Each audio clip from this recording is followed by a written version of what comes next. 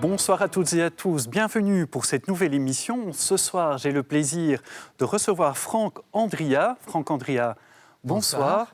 Alors, vous êtes enseignant de carrière, vous êtes également écrivain et essayiste. Vous êtes en fait l'auteur d'une quarantaine de romans, d'essais, mais aussi de poésie rassemblées dans différents recueils. Alors, je crois qu'on peut dire qu'un des axes de vos livres, eh bien, c'est une dimension spirituelle, la spiritualité qui est souvent présente. Et c'est particulièrement le cas de votre dernière publication qui s'intitule « Au-delà de moi ».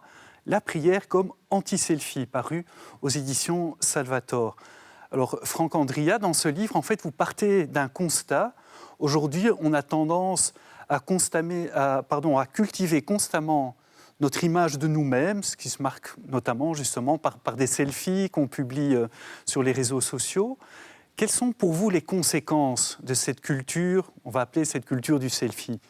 Mais je crois que la première conséquence est un énorme rétrécissement au niveau humain.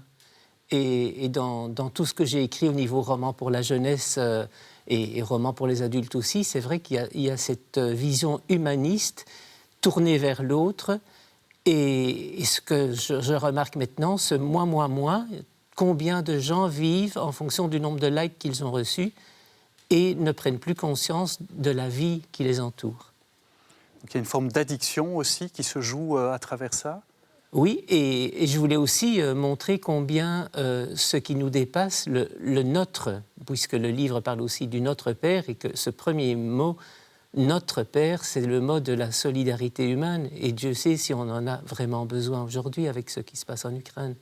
Absolument. Donc, on passerait du je au nous. Et d'ailleurs, vous expliquez très bien que vous proposez d'ailleurs le silence, la méditation, la prière, pour aller au-delà de nous-mêmes. Comment ces trois éléments peuvent-ils justement nous aider à sortir de nous-mêmes ? Mais le silence nous permet déjà de sortir de notre discours et de centrer sur nous. Et de nous mettre à l'écoute tout d'abord de la nature, de la vie qui nous entoure et de rentrer dans cette dimension de spiritualité qui nous dépasse et dont nous pouvons nous recevoir. Se recevoir soi-même, peut-être s'ouvrir à l'autre aussi, à travers la méditation, ce qu'on ne penserait pas peut-être spontanément. Oui, bien entendu, puisque à partir du moment où j'arrête de me regarder moi, avec le sous-titre de l'éditeur « La prière comme anti-selfie », où j'arrête de me regarder moi, je peux prendre l'autre en considération et apprendre à écouter l'autre. Et parmi, il y a les autres, on va dire, mais il y a aussi l'autre avec un grand A, Dieu. On peut s'ouvrir à Dieu aussi à travers la méditation. Oui, je crois que Dieu n'est pas un consommable. Dieu est une rencontre. Et c'est d'abord, je crois, qu'on soit chrétien ou qu'on soit laïque, c'est cette rencontre de la vie qui nous dépasse et vers laquelle nous devons nous tourner pour recréer cette fraternité humaine dont nous manquons tellement aujourd'hui.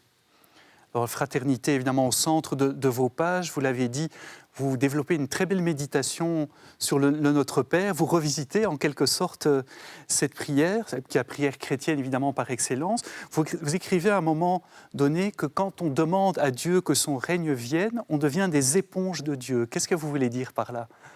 Je crois que l'important dans notre vie à tous, c'est d'être imprégné et d'être une éponge. Ceux qui sont les meilleures éponges, ce sont les enfants, parce que ils ne sont pas fermés par leurs convictions, ils ne sont pas fermés par leurs certitudes.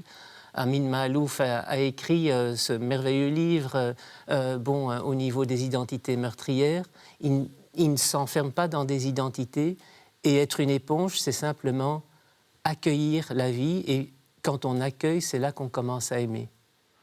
Accueillir la vie, c'est déjà accueillir Dieu ? Oui, bien entendu.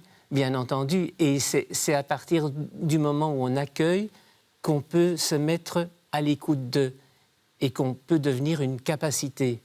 Et à partir du moment où on peut se laisser remplir par cette vie qui nous dépasse, c'est alors qu'on peut rejaillir et la redonner, je crois, en toute modestie, en toute humilité. Vous parlez aussi, bien sûr, il y a beaucoup de gens qui sont en souffrance, et le premier réflexe quand on est en souffrance, quelle que soit la cause, c'est de se replier sur soi. Pourtant, vous vous invitez plutôt à lâcher prise. Ça veut dire quoi? Qu'il faut accepter la souffrance comme elle vient? Je crois qu'il y a d'abord, si on résiste à la souffrance, on lui donne encore plus de poids, puisque tout est centré, tout notre regard devient centré sur la souffrance. Et je crois que quand on lâche prise et qu'on commence par l'accepter, en disant bien entendu que ce n'est pas facile, qu'on entre dans ce phénomène d'accueil, on se rend compte qu'il y a la souffrance, ça c'est une réalité, mais il n'y a pas que la souffrance, et que la vie peut aller mieux si on se tourne vers l'autre et vers tout ce qui nous dépasse. Vous abordez aussi la question de la toute-puissance de Dieu. Est-ce que, voilà, c'est un terme un peu classique dans la foi chrétienne à propos de Dieu. Est-ce que vous pensez vraiment que Dieu est tout-puissant? Je crois que sa toute-puissance, c'est simplement tout son amour. Il n'est que tout-puissant d'amour. Et il est fragile. Il est fragile par rapport à nos certitudes, par rapport à notre capacité de tuer. Quand je reprends ce qui se passe maintenant dans l'actualité en Ukraine, Dieu ne peut que pleurer. Et les hommes ne peuvent que pleurer par rapport à ces atrocités souvent commises au nom de Dieu. Et ça, c'est absolument catastrophique.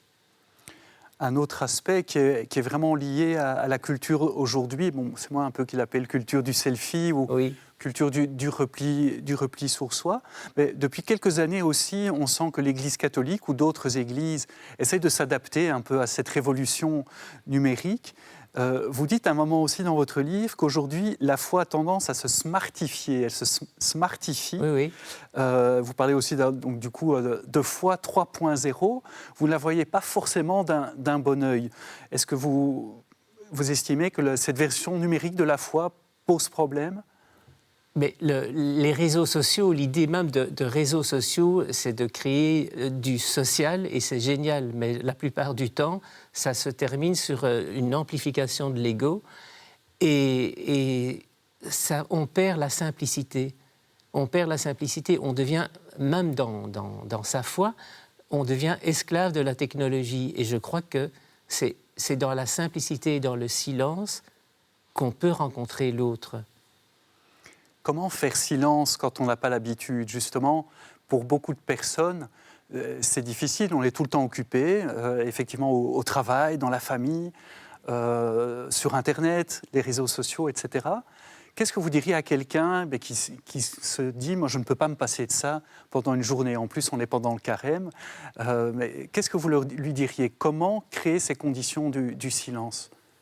D'abord, ne pas tout vouloir d'un coup, petit à petit. Et je crois qu'un geste tout simple, c'est quand on est dans tous ces bruits qu'il y a dans notre tête et ces bruits de la vie, c'est peut-être ouvrir la fenêtre et écouter chanter les oiseaux, ne fût-ce que 3-4 minutes sur la journée. Ou en hiver, se laisser prendre par la poésie et par la beauté des flocons de neige, des petites choses comme ça de la vie. C'est là que l'on peut rencontrer ce qui nous dépasse et ce qui peut nous nourrir aussi. Je crois là, des petits gestes tout simples, se pencher vers l'autre quand on le rencontre dans la rue, dire un bonjour. Le silence, c'est ça, c'est simplement faire attention à autre chose que soi et s'en laisser remplir, imprégner, et c'est comme ça qu'une lumière peut jaillir, je crois. Eh bien, Franck Andria, merci beaucoup de nous avoir parlé de votre livre. Vous nous avez vraiment fait plonger dans son contenu. Donc, on rappelle le titre de ce livre, « Au-delà de moi, la prière comme anti-selfie », donc publié aux éditions Salvator. Merci à vous d'avoir été avec nous ce soir pour cette émission. Si vous souhaitez la revoir, eh bien, rendez-vous sur Ovio ou sur le site catobel.be. Bonne fin de soirée à tous ou bonne journée selon l'heure à laquelle vous nous regardez et à très bientôt. Merci.